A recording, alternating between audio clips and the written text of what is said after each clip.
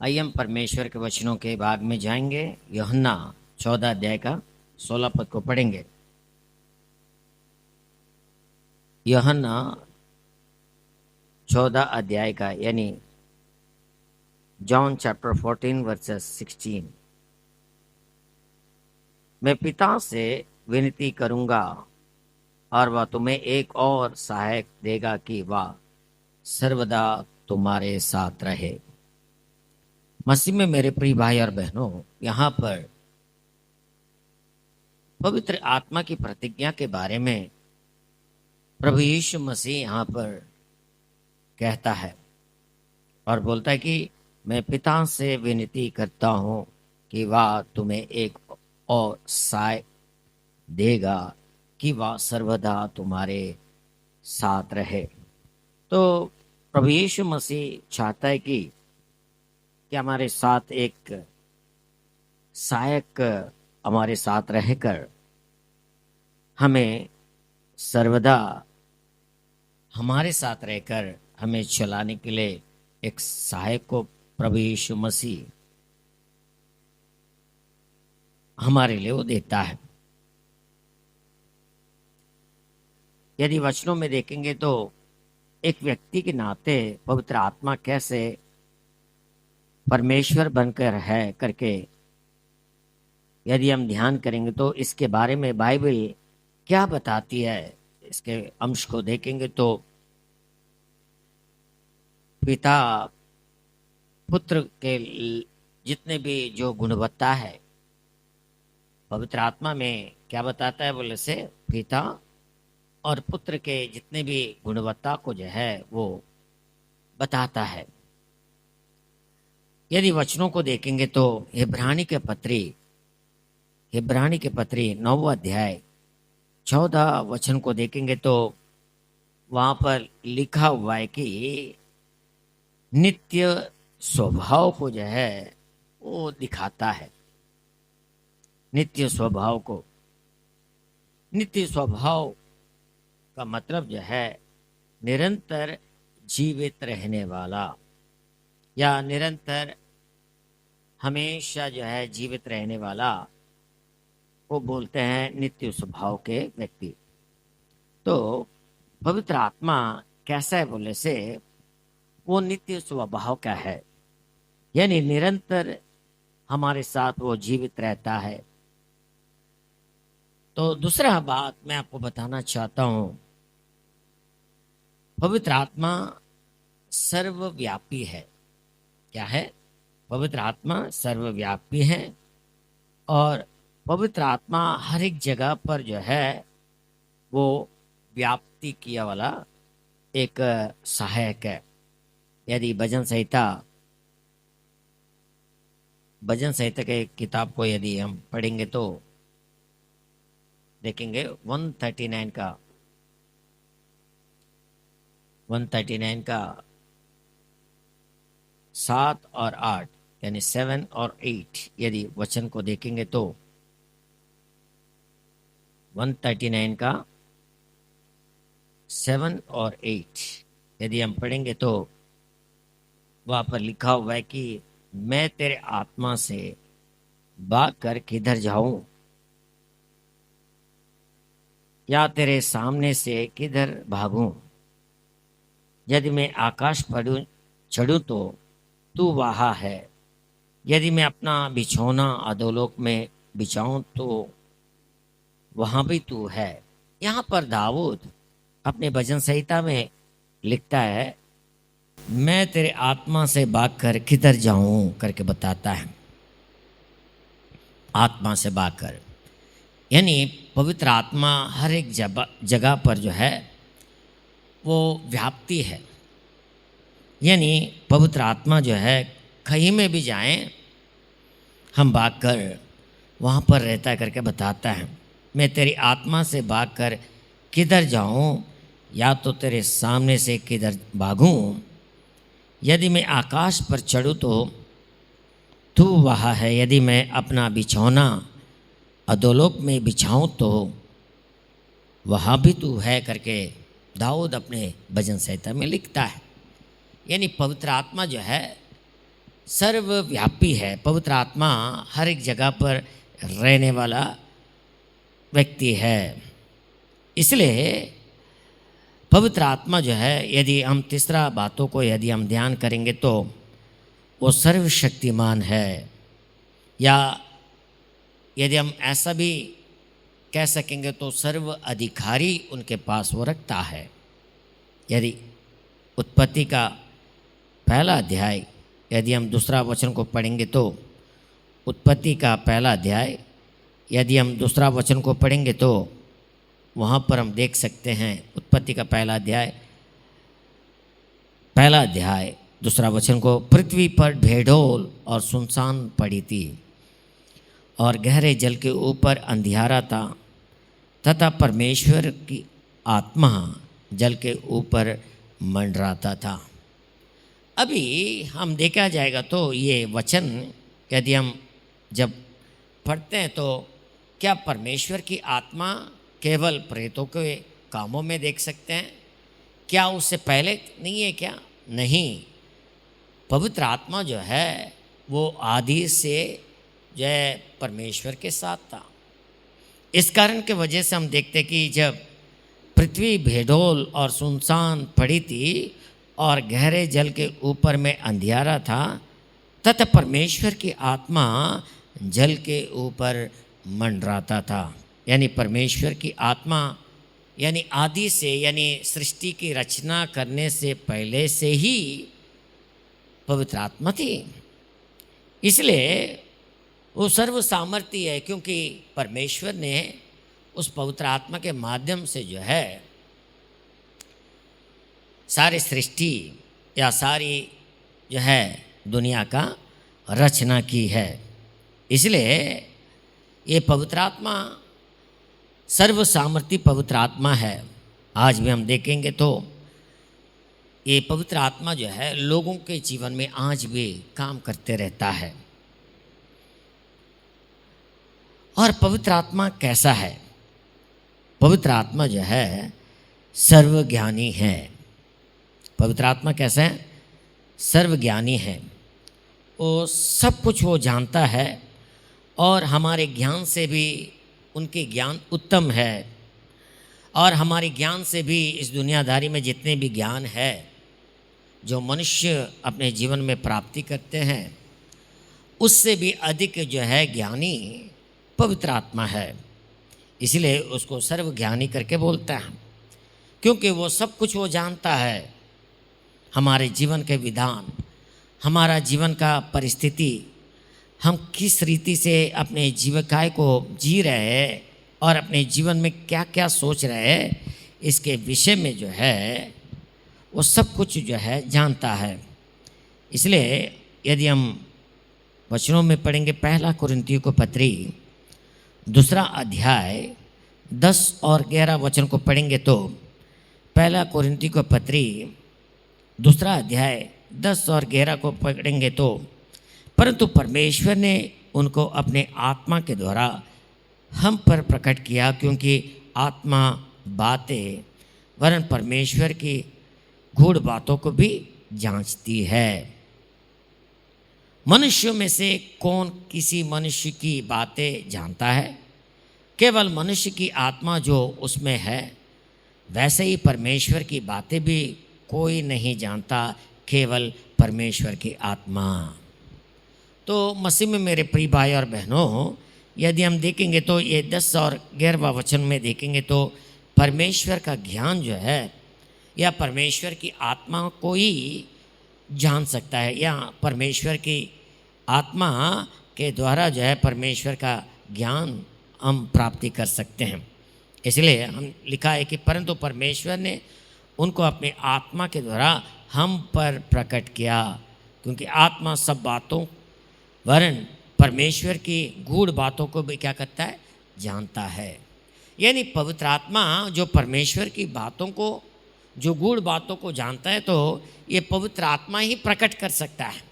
यदि कितने भी लोग जो है बीमारी की अवस्था में आते हैं या लाइलाज बीमारी की अवस्था में आते हैं, समस्या के साथ आता है, परिस्थितियों को जो है वो सही नहीं रख पाते, या कोई भी उनके जीवन में हारे हुए परिस्थिति में आता है तो पवित्र आत्मा जो जब उनको हम पुकारते हैं, पवित्र आत्मा को जब हम सहायता लेते हैं, तो पवित्र आत्मा के माध्यम से जो है जितने भी वो समस्या में पड़े हैं, पवित्र आत्मा क्या करता है, पहले से जानकारी रखता है। और वो जानकारी रखकर क्या करता है, उनकी जितने भी गुप्त बातों को जो है वो प्रकट करता है। यहाँ पर बहुत सारे लोग आते हैं, आकर अपने जीविका में, अपने जीवन में कई प्रकार की समस्याओं के साथ आते हैं, और उनके भविष्य में क्या होने जा रहा है या उनके भविष्य में क्या परमेश्वर की इच्छा योजना है करके हम लोग प्रार्थना करके उनको बताते हैं। तो ये कैसे हो सकता है, ये कैसे उनके जीवन में हम बता सकते हैं, ये एक भविष्यवाणी उनके जीवन में कैसे बता सकते हैं बोले से, क्योंकि ये सब पवित्र आत्मा के द्वारा आता है। हालेलुया। तो पवित्र आत्मा क्या करता है बोले से, गुप्त बातों को जानता है जो परमेश्वर ने उनके लिए, लोगों के लिए रखा हुआ है। तो क्योंकि वो सर्वज्ञानी है, इसलिए सब कुछ वो जानता है, और उनके कार्यों के द्वारा उनका जो है विषयों में सारे चीज़ों को, सारे विषयों को जो है परमेश्वर की जितनी भी गुप्त बातों को जो है वो क्या करता है बोले से, जानता है। इसलिए दूसरा कुरिन्थी का पत्री, पहला कुरिन्थी का पत्री दूसरा अध्याय, पहला कुरिन्थी का पत्री दूसरा अध्याय 11वां वचन को यदि हम पढ़ेंगे तो, मनुष्यों में से कौन किसी मनुष्य की बातें जानता है, केवल मनुष्य की आत्मा जो उसमें है, वैसे ही परमेश्वर की बातों भी कोई नहीं जानता, केवल परमेश्वर की आत्मा जिसने पाया। सच में परमेश्वर की आत्मा को जो लोग प्राप्ति करते हैं, जो लोग परमेश्वर की आत्मा को जो लोग प्राप्ति करते हैं, वो आत्मा के द्वारा सब कुछ वो जान सकता है। इसलिए पवित्र आत्मा जो है परमेश्वर की आत्मा से जुड़कर वो जो गुप्त में छुपा हुआ है, जो गुप्त में जितने भी विषय है, उसको उसकी सारी जितने भी गुप्त की बातों को क्या करता है, पवित्र आत्मा जानकर वो प्रकट करता है। जब हम प्रार्थना करते हैं, जब हम स्तुति करते हैं, जब हम परमेश्वर से जुड़ जाते हैं, तो उनकी सारे गुप्त विषयों को जो है हम जान सकते हैं। इसलिए पवित्र आत्मा को जो है अभी आने वाले दिनों में क्या होगा, आने वाले दिनों में क्या हमारे जीवन में होगा, ये कौन जान सकता है बोले से, कोई व्यक्ति या कोई भी आदमी नहीं जान सकता, या कोई स्त्री नहीं जान सकता है। बहुत सारे लोगों को अपने आने वाले दिनों में क्या होने जा रहा है, क्या आशीष उनके जीवन में मिलने जा रहा है करके बहुत सारे लोग आशा करते हैं, मगर सच्चाई क्या है बोले से, वचन क्या बोलता है, परमेश्वर का बाइबल इसमें इसके विषय में क्या बोलता है बोले से, उनको पवित्र आत्मा से भरने की आवश्यकता है, पवित्र आत्मा को पाने की आवश्यकता है। इसलिए मत्ती रचित समाचार 28वां अध्याय का 19वां वचन को यदि हम पढ़ेंगे तो, मत्ती रचित समाचार 28वां अध्याय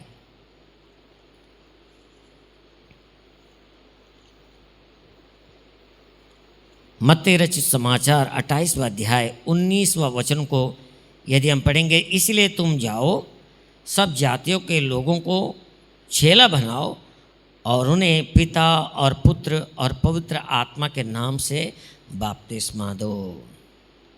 यानी यहाँ पर त्रिएक परमेश्वर के बारे में बताया। जो लोग वचन को ग्रहण करते हैं, प्रभु यीशु मसीह का सुसमाचार को, उसकी प्रचार को ग्रहण कर कर जो लोग प्रभु यीशु मसीह को अपने उद्धारकर्ता के रूप में स्वीकारते हैं, तो वो लोग जो वचनों को जो है आदर कर कर, और जो वचन उनके जीवन में जो है, या वचन उनके जीवन में जब कार्य करता है, तो उनके पाप पश्चाताप करके जब वो पिता पुत्र पवित्र आत्मा के नाम से जब बपतिस्मा लेते हैं, यानी कोई भी व्यक्ति बपतिस्मा लेता है तो कैसे लेना चाहिए? परमेश्वर की आत्मा जब उनके अंदर में ये एहसास दिलाना चाहिए कि वो एक पापी है, एक पापी मनुष्य है, और वो पापी मनुष्य अपने पाप के लिए पश्चाताप करने की आवश्यकता है। वो पापी मनुष्य जो है परमेश्वर के अनुग्रह को नहीं खोना बल्कि अनुग्रह को प्राप्ति करने के लिए, बल्कि जब वो इस दुनिया में जीवित है परमेश्वर की राह पर चलकर जब वो मर जाता है तो वो स्वर्ग राज का वारिस होना करके परमेश्वर चाहता है। इसलिए प्रभु यीशु मसीह ने इस दुनिया से जाने से पहले अपने चेलों को बताया कि 18 वचन, यीशु ने उनके पास आकर कहा, स्वर्ग और पृथ्वी का सारा अधिकार मुझे दिया गया है। अभी स्वर्ग और पृथ्वी का अधिकार किसके पास है? प्रभु यीशु के पास है। इसलिए तुम जाओ, सब जाति के लोगों को चेला बनाओ करके बोलता है।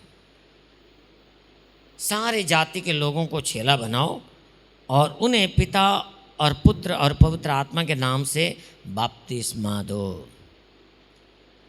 और बोलता है कि और उन्हें सब बातें जो मैंने तुम्हें आज्ञा दी है मानना सिखाओ। अभी एक पास्टर का काम या एक परमेश्वर के दास का काम क्या होता है बोले से, परमेश्वर के वचनों को जो है मानना सिखाना।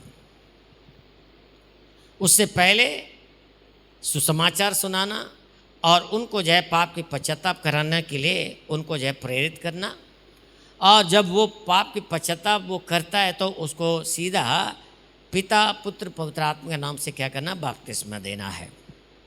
उसके बाद वचनों को मानना उनको सिखाना है। बहुत सारे लोग जो हैं दुनिया में हम देखते हैं कि बहुत सारे लोग जब कोई भी शादी के लिए बपतिस्मा लेते हैं या किसी ने कह दिया तुम्हें बपतिस्मा लेना है, तुम चंगे हो जाओगे बोलने से बपतिस्मा ले लेते हैं। बपतिस्मा का अर्थ जो है बहुत सारे लोग नहीं मालूम, किसी के द्वारा किसी के कहने से या बपतिस्मा ले लेते हैं तो, या बपतिस्मा के प्रति यदि अज्ञानी बन जाएगा, किसी के दबाव में या किसी का जो है कहने पर यदि आप बपतिस्मा लेते हो तो ये वचन के खिलाफ है। ये वचन पर जो है बिल्कुल सही नहीं है। वचन के आधार पर बपतिस्मा हमें किस लिए लेना बोले से, बपतिस्मा पवित्र आत्मा हमें कहता है कि हम एक पापी है, गुनहगार है परमेश्वर के नज़र में, तो इस पाप से हमें छुटकारा पाने के लिए, इस पाप से मोक्ष पाने के लिए, इस पाप से जो है अनंत जीवन को जाने के लिए तो हमें क्या करना है? पिता पुत्र पवित्र आत्मा का नाम से बपतिस्मा लेना है। यानी यदि हम देखेंगे तो बपतिस्मा के कार्यक्रम में भी पवित्र आत्मा का योगदान बहुत है। बपतिस्मा लेने के समय पवित्र आत्मा भी जो है मुख्य है। पवित्र आत्मा को छोड़कर जो है यदि बपतिस्मा लेते हैं तो वो भी वचन के हिसाब से सही नहीं है। इसलिए मसीह में मेरे प्रिय भाई और बहनों, इसलिए पवित्र आत्मा बहुत ही अहम है। इसलिए पिता पुत्र पवित्र आत्मा के नाम से क्या करना है? बपतिस्मा लेना है। अभी फिर से दूसरा कोरिन्थी का पत्री 13 अध्याय का 14 वचन को पढ़ेंगे। दूसरा कोरिन्थी का पत्री 13 अध्याय और 14 वचन को पढ़ेंगे। देखिए वहाँ पर क्या लिखा है। दूसरा कोरिन्थी का पत्री 13 अध्याय और 14 वचन को पढ़ेंगे। प्रभु यीशु मसीह का अनुग्रह और परमेश्वर का प्रेम और पवित्र आत्मा की सहभागिता तुम सबके साथ होती रहे। यहाँ पर प्रेरित पौलुस जो है कोरिन्थी की कलीसिया को बताता है, वहाँ पर अभिवादन बोलता है कि प्रभु यीशु मसीह का अनुग्रह परमेश्वर का प्रेम और पवित्र आत्मा की सहभागिता तुम सबके साथ होती रहे। यदि पवित्र आत्मा यदि वहाँ पर नहीं रहेगा तो हम सहभागी नहीं हो सकते हैं। यानी परमेश्वर के जितने भी कार्य है, जितने भी काम है, या जितने भी सेवकाएँ जो कलीसिया के माध्यम से होता है या कलीसिया के लोगों के द्वारा होता है, इसमें पवित्र आत्मा का सहभागिता होना चाहिए। यानी यहाँ पर संगति के बारे में बताता है। यानी ये संगति के अंदर में कौन रहना चाहिए बोले से, हाँ क्या बोल रहा है, प्रभु यीशु मसीह का अनुग्रह, परमेश्वर का प्रेम और पवित्र आत्मा का क्या है, सहभागिता रहना चाहिए। पवित्र आत्मा का सहभागिता क्यों चाहिए बोलने से कलीसिया के अंदर में, क्योंकि जब पवित्र आत्मा का जो सहभागिता कलीसिया के अंदर में रहेगा तो वहाँ पर चिन्ह और चमत्कार होंगे, वहाँ पर अद्भुतों को कार्य होगा, वहाँ पर परमेश्वर के कार्य को देख सकते हैं। आज बहुत सारे कलीसिया में हम देख सकते हैं, कहने के लिए बहुत दुख लगता है, बहुत सारे कलीसिया में कार्यक्रम होता है मगर कल परमेश्वर के कलीसिया में जो है कार्य नहीं हो पाता है। ये कार्य वो कार्य, ये कार्य वो कार्य, ये प्रोग्राम वो प्रोग्राम, कार्यक्रम तो चलते रहता है मगर परमेश्वर के कार्य जो है आज कलीसिया में बहुत ही कम देखने को लिए मिलता है। इसलिए ये पवित्र आत्मा का सहभागिता हर एक कलीसिया के अंदर में रहना चाहिए मसीह में मेरे प्रिय भाई और बहनों। इसलिए जब हम इस कलीसिया के अंदर में सहभागिता रहेंगे, पवित्र आत्मा का जो सामर्थ्य जो है, जो शक्ति हमारे जीवन में बहुत ऐसे मिलेगा। हालेलुया। तो यहाँ पर हम पवित्र आत्मा के नाम से या पवित्र आत्मा के कार्यों को यहाँ पर करते हैं। लोग आकर यहाँ पर आशीष को प्राप्ति करते हैं। जिसके पास संतान नहीं है, यहाँ पर आकर प्रार्थना करने के माध्यम से उन्हें संतान मिलता है। जिसके पास चंगाई नहीं है, हम आकर प्रार्थना करने से इस कलीसिया में तो यहाँ पर उनके जीवन में चंगाई मिलता है, अद्भुत कार्य होता है, निर्बलता हट जाती है, जादू टोना हट जाता है। सारे जितने भी जो अधर्म है, सारे अधर्म जो है परमेश्वर उन्हें क्षमा करता है। और यहाँ पर आने के बाद उनको ऐसा लगता है कि मुझे बपतिस्मा लेना चाहिए, मुझे जो है पाप की पश्चाताप करना चाहिए करके लोगों को जब लगता है तो वो खुद आकर मुझसे पूछते हैं कि मुझे बपतिस्मा लेना है, मुझे पाप की पश्चाताप करना है, मुझे परमेश्वर में एक होना है, मुझे और भी आध्यात्मिक जीवन में बढ़ना है करके जब वे गवाही को देते हैं तो बहुत ही हम आनंद करते हैं। उसके बाद उनको बपतिस्मा का मतलब उन्हें सिखाते हैं, उनको बताकर, और उन्हें कैसे एक विश्वासी बनने के बाद या बपतिस्मा लेने के बाद कैसे जो है उनको अपना जीवन को बिताना है और कैसे परमेश्वर में चलना है। और यहाँ पर बपतिस्मा लेकर इधर उधर भटकना नहीं करके पहले से ही बपतिस्मा के समय में उनसे सारे चीज़ों को जो है, जो प्रतिज्ञाएं उनसे लेना है, सारे चीज़ों को हम लेते हैं। लेने के बाद कलीसिया के सामने जो है इन सारे चीज़ों को गवाही को देने के द्वारा फिर जो है उनको जो है सारे कलीसिया के मंडली के सामने हम उनको बपतिस्मा देते हैं उनकी गवाही को सुनने के बाद। यदि कलीसिया के सामने, यदि मंडली के सामने, यदि गवाही को देकर यदि इधर उधर भटकता है तो वो झूठा गवाही दिया करके वो परमेश्वर की कलीसिया के विरोध में वो अपराधी बन जाता है करके वचन कहता है। इसलिए कलीसिया हमारे जीवन में बहुत ही, कलीसिया की संगति बहुत ही इम्पोर्टेंट हमारे जीवन में। कलीसिया परमेश्वर का शरीर है, हम उनके भाग हैं। इसलिए जो कोई भी इस कलीसिया को तोड़ने के लिए या कलीसिया को नुकसान करने के लिए या कलीसिया की हानि पहुंचाने के लिए कोई भी काम करेगा, बाइबल कहता है कि वो श्रापित हो जाएगा, श्रापित हो जाएगा। और उनके बच्चे जो है 4 पीढ़ी तक जो है श्रापित हो जाएंगे करके बाइबल कहता है। इसलिए कलीसिया से जितने लोग प्रेम करेंगे परमेश्वर उसको उतना ही बढ़ाएगा। हालेलुया। कलीसिया से कितना हम लगाव रखेंगे उतना ही आप बढ़ पाओगे। यदि कलीसिया के विरोध में बातें कर कलीसिया के विरोध में चाल चलन चलकर पासवान के बारे में, पास्टरमा के बारे में, कलीसिया के लोगों के बारे में यदि आप झूठी गवाही बनकर यदि दूसरों के विश्वास को जो है आप जो है खराब करती है, उनकी छाया को खराब करते हैं, तो निश्चित रूप से शापित हो जाओगे, निश्चित रूप से शापित हो जाओगे। इसलिए कलीसिया जो है परमेश्वर का शरीर है और कलीसिया का मुखिया कौन है बोले से प्रभु यीशु मसीह है। हालेलुया। तो प्रभु यीशु मसीह के अधीन कलीसिया रहता है, पास्टर के अधीन कलीसिया नहीं रहता है। तो पास्टर भी क्या करता है या फादर भी परमेश्वर की अधीन में रहकर कलीसिया का अगुवाई बनकर वो काम करते रहता है। यदि उनको ऐसा भी बोल सकते हैं, एक चरवा करके बोल सकते हैं, या उनको जो है एक अगवा करके उनको बोल सकते हैं, या उनको जो है परमेश्वर के लोगों को चलाने वाला व्यक्ति करके बोल सकते हैं। इसलिए जो परमेश्वर की सेवा करते हैं उसको पवित्र आत्मा का सामर्थ्य जरूर रहना चाहिए। Hallelujah, hallelujah. इसलिए बहुत सारे लोग क्या करते हैं, पवित्र आत्मा का सामर्थ्य को जो लोग पाते हैं वो लोग क्या करते हैं, बहुत सारे लोग उनका बुलावट को भूल जाते हैं।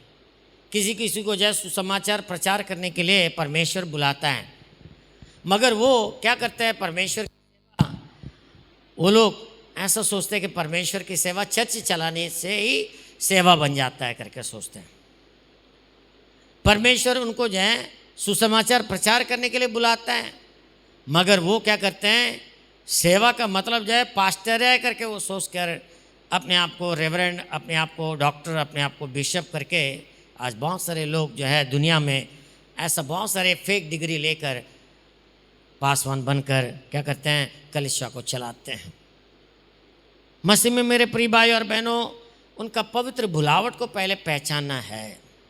परमेश्वर जिस बुलावट से हमें बुलाया है उस बुलावट को पहले पहचान। सब लोग पास्टर नहीं होते हैं, सब लोग जो है मुखिया नहीं हो सकते हैं, सब लोग जो है सेवा नहीं कर सकते हैं। परमेश्वर आपको वरदान दे सकता है, परमेश्वर आपको जो है सुसमाचार प्रचार करने का जो है जो खूबी आपके अंदर में हो सकता है, मगर बुलावट सबसे मुख्य बात है। जिस पवित्र आत्मा ने आपको जिस कार्य के लिए बुलाया उस कार्य को करना है।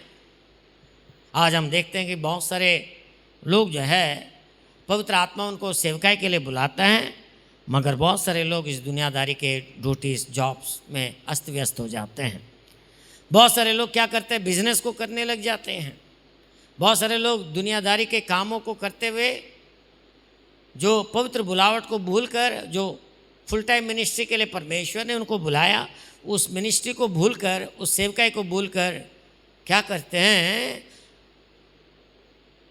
प्रभु की सेवा में भी रहते हैं और ड्यूटीज में भी करते हैं। परमेश्वर को ज़्यादा समय वो नहीं दे पाते, इसलिए परमेश्वर की पवित्र आत्मा को जो है वो बहुत ही ठेस पहुंचाते हैं या बहुत ही दुखित कर देते हैं। इसलिए एक मसीह के जितने भी विश्वासी गण पवित्र आत्मा को सुबह सुबह आप जब उठकर प्रार्थना करोगे तो पवित्र आत्मा को क्या करोगे, खुश रख पाओगे। इसलिए जब कभी भी आप सुबह उठकर प्रार्थना करोगे तो पवित्र आत्मा के द्वारा आप प्रार्थना करना है। इसलिए पवित्र आत्मा जब आप प्राप्ति कर कर जब उनकी सेवकाई में आप आगे बढ़ोगे, उनकी इच्छा से जो है आपके जीवन को आगे बढ़ाओगे तो निश्चित रूप से जो है आपका जीवन आशीष का कारण बनेगा। Hallelujah, hallelujah. इसलिए पहला यूहन्ना का 5वां अध्याय का 7वां वचन को हम लोग पढ़ेंगे। पहला यूहन्ना पत्री 5वां अध्याय 7वां वचन को पढ़ेंगे। और जो गवाही देता है वह आत्मा है, क्योंकि आत्मा सत्य है। गवाही देने वाला 3 है, आत्मा, पानी और लहू, और तीनों एक ही बात पर सहमत है। देखिए यहाँ पर यीशु मसीह के विषय में जो है यहाँ पर गवाही दे रहा है, बोलता है कि और जो गवाही देता है वह आत्मा है, क्योंकि आत्मा क्या है? सत्य है। ये पवित्र आत्मा क्या है? सत्य है। ये पवित्र आत्मा जब आप प्राप्ति करोगे तो आपको कहाँ पर लेके जाएगा? बोले से सत्य में चलाएगा, न्याय में चलाएगा, आपकी बातों में सच्चाई रहेगा, आपके काम में सच्चाई रहेगा, आपकी क्रिया में, आपके विश्वास जो है सब सत्य में चलेगा। आपके जीवन में कोई झूठी बातें नहीं रहेगा, आपका जीवन में कोई गलत संगति नहीं रहेगा, आपके मुंह से कोई जो है कोई झूठी गवाही नहीं रहेगा। ये सत्य की आत्मा जो है आपको क्या करता है? सच्चाई में लेके जाता है, हाँ तो हाँ, ना तो ना। इसलिए पवित्र आत्मा को जो है प्रभु यीशु मसीह अवरोहण होने से पहले हमें क्या कर दिया? इस पवित्र आत्मा को दिया, ताकि उनकी दूसरी आगमन तक जो है हमें सर्व सत्य में चला कर, अगुवाई कर कर उस राज्य के लिए, उस दूसरी आगमन में जब वो आए तब हम सभी कलीसिया के साथ मिलकर उस सत्य की आत्मा के द्वारा हम सभी सत्य में आगे बढ़कर उसकी जो है दूसरी आगमन में हम सभी लेके जाने के लिए परमेश्वर की आत्मा हमें क्या करता है? प्रतिदिन हमें तैयारी करता है। इसलिए जो कोई भी प्रार्थना करता है वो ये पवित्र आत्मा के द्वारा प्रार्थना करना है, और उस सत्य की आत्मा के द्वारा हमें प्रार्थना करना है। हमारे पापों को मानकर, हमारे अपराधों को मानकर, हमारे जितने भी जो पिछला दिनों में जितने भी हमने पाप किया है, सारे पापों के लिए माफ़ी मांगकर, हमारे गुनाह के लिए हम माफ़ी मांगकर परमेश्वर से क्या करना है? परमेश्वर से क्षमा प्राप्ति करना है। ऐसा जब हम कर पाएंगे तो परमेश्वर हमारी प्रार्थना को सुनेगा। हालेलुया! परमेश्वर हमारी प्रार्थना को सुनेगा। आप छोटी सी प्रार्थना क्यों ना कर दें, परमेश्वर वहाँ पर आकर आपकी प्रार्थना को सुनकर वहाँ पर जवाब देगा। हालेलुया! इसलिए चाहता है कि हर एक विश्वासी भाई बहन, हर एक लोग पवित्र आत्मा को पाकर, उसकी सत्य आत्मा को पाकर सामर्थ्य बने और परमेश्वर के लिए महान कार्यों को करने के लिए, परमेश्वर के नाम से आप बहुत सारे चिन्ह और चमत्कार को करने के लिए प्रभु आपको इस्तेमाल करे। यही परमेश्वर की ओर से हमसे चाहता है। हालेलुया! यही परमेश्वर हमारे द्वारा चाहता है। इसलिए हम क्या करना है? उस पवित्र आत्मा के शक्ति को प्राप्ति करना है। इसलिए आइए हम सब मिलकर अपने स्थानों में खड़े होकर एक छोटी सी प्रार्थना करें। प्रभु, आज के दिन तेरे पवित्र वचनों को सुनने के द्वारा